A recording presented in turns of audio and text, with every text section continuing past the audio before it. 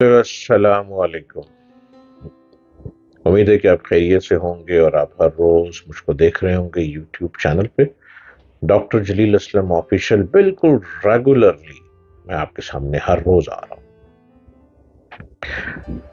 London کے کئی علاقوں میں ویمبلے، ساؤتھ آل گرین اسٹریٹ، الفرڈلن اور ٹوٹنگ میں کئی بار ویکینڈ پر تاریخی نارنجی رنگ کے کھلے کپڑے پہنے نوجوان گورے اور گوریاں ڈھولک اور گھنٹیوں کی تال پر مختلف چیزیں پڑھتے ہوئے گاتے ہوئے گزرتے دکھائی دیتے ہیں۔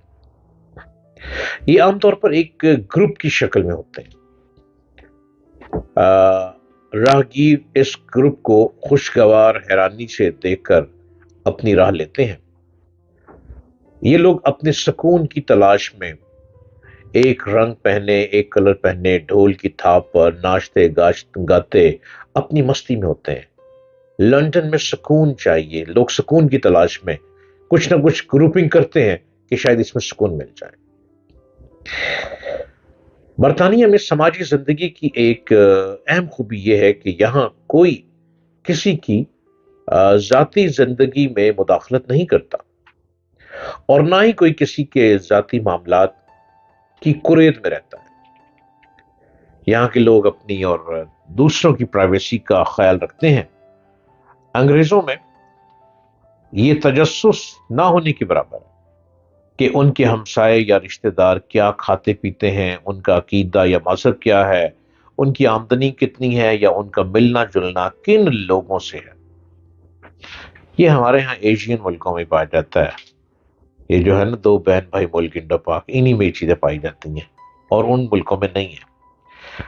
برطانوی لوگوں کی اکثریت وہاں کھجلی نہیں کرتی جہاں خارش نہ ہو رہی ہو۔ انگریز یا عیسائی اس بات پر بھی تشویش یا فکر میں مبتلا نہیں ہوتے کہ ان کے گھر کے کسی فرد نے عیسائیت چھوڑ کر اسلام یا کوئی مذہب اختیار کر لیا ہے۔ اسی وجہ سے ہر سال برطانیہ اور یورپ میں ہزاروں لوگ اسلام قبول کر لیتے ہیں اور انہیں گھر والوں یا دوستوں کی طرف سے کسی قسم کی مخالفت یا تنقید کا سامنا بھی نہیں کرنا پڑتا۔ جو لوگ اسلام قبول کرتے ہیں وہ دوسروں کی زندگی میں مداخلت نہیں کرتے۔ ہم پاکستانیوں کی اکثریت کسی غیر مسلم کی مذہبی تبدیلی کو ایک روحانی ضرورت کے حصول کے ذریعے سمجھتی ہے۔ غور کرنے کی بات یہ ہے کہ کیا مغربی معاشرے کے لوگ واقعی روحانی طور پر بے چین یا کسی قسم کے ڈپریشن کا شکار ہیں، اور کیا اسلام قبول کرنے یا کسی اور مذہب کو اختیار کر لینے سے ان کی روحانی پریشانی کو سکون میسر آ جاتا ہے؟ برطانیہ میں جو میں بالغ لوگوں کی اکثریت اپنی مرضی اور آزادی کی زندگی گزارنے کو ترجیح دیتی ہے۔ جو نوجوان ہیں، ایڈلٹ ہیں، وہ کہتے ہیں ہمیں آزاد چھوڑ دو، ہم جو مرضی کریں۔ اور یہاں کے بچوں کو ابتدا سے ہی اس شخصی آزادی کی ترغیب اور تربیت بھی دی جاتی ہے۔ برطانوی عورتیں اور مرد اپنی ازدواجی زندگی میں کسی قسم کے سمجھوتے یا کمپرومائز کے عادی نہیں ہوتے۔ انگریزوں کی ایک بڑی تعداد ایسی ہے جو شادی کے جھنجٹ میں نہیں پڑتی۔ یہ لوگ شادی کے بغیر پارٹنر کے طور پر ایک دوسرے کے ساتھ رہتے ہیں تاکہ جب ضرورت پڑے ایک دوسرے سے علیحدگی اختیار کرنے پر آسانی رہے، اور جو انگریز شادی کر کے میاں بیوی کے طور پر اکٹھے زندگی گزارنے کا عہد کرتے ہیں ان میں بھی طلاق کا تناسب 42% ہے۔ جس معاشرے میں گھر ٹوٹنے کا تناسب اتنا زیادہ ہو وہاں شخصیات کی ٹوٹ پھوٹ کا عمل بھی تیز ہو جاتا ہے، جس کی وجہ سے طرح طرح کے گھریلو مسائل، نفسیاتی مسائل اور روحانی مسائل جنم لیتے ہیں۔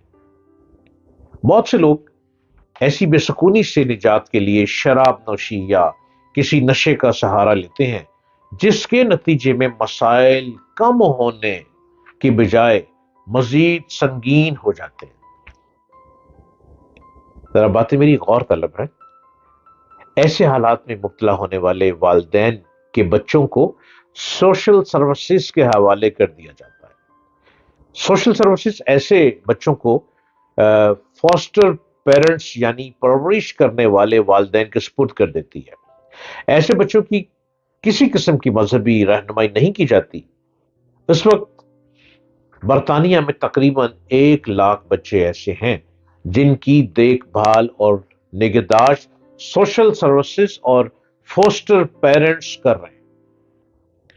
ان میں سے بہت سے بچے ایسے بھی ہیں جن کو اپنے حقیقی والدین یا والدین یا والد کا پتہ ہی نہیں ہے۔ جب یہ بچے بالغ ہوتے ہیں، جو جوان ہوتے ہیں، تو ان کا کوئی دین ایمان نہیں ہوتا اور یہ لوگ زندگی بھر روشنی کی تلاش میں رہتے ہیں۔ برطانیہ کی 6.5 کروڑ آبادی میں تقریباً 37% یعنی 2.25 کروڑ سے زیادہ لوگ ایسے ہیں جو کسی بھی مذہب کے ماننے والے نہیں ہیں۔ انسان ازل سے سکون کی تلاش میں ہے، اس کائنات کے رازوں کو سمجھنے کی جستجو میں ہے، روشنی کے حصول کے لیے محو سفر ہر وقت رہتا ہے، اپنے خدا کی تلاش میں سرگرداں ہے، اپنی روح کی بے قراری اور بے چینی کے بھید جاننے کے لیے بھٹک رہا ہے۔ مذہب اور روحانیت کیا 2 الگ الگ معاملات ہیں؟ تصوف کیا ہے؟ صوفیزم کسے کہتے ہیں؟ کئی سالوں سے برطانیہ اور مغرب میں روحانیت اور صوفیزم کا چورن بک رہا ہے اور روز بروز اس کی فروخت میں اضافہ ہی ہوتا چلا جا رہا ہے۔ منزل کی تلاش میں بھٹکنے والے مسافروں کو کبھی کوئی کسی آشرم یا مندر کی طرف لے جانے کی کوشش کرتا ہے۔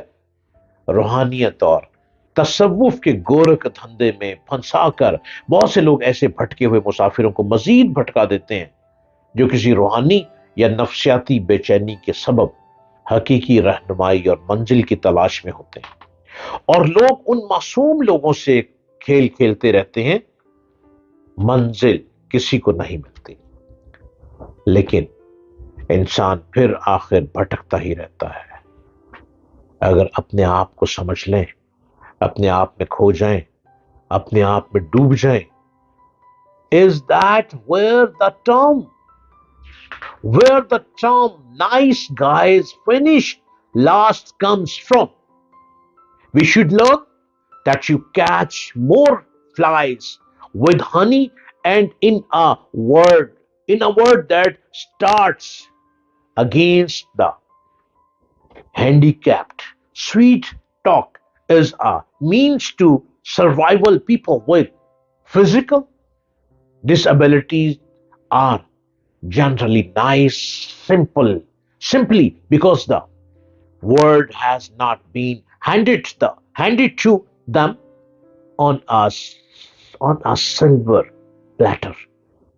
اپنے ہی من میں ڈوب کر پالے سراغ زندگی، تو اگر میرا نہیں بنتا نہ بن، اپنا تو بن۔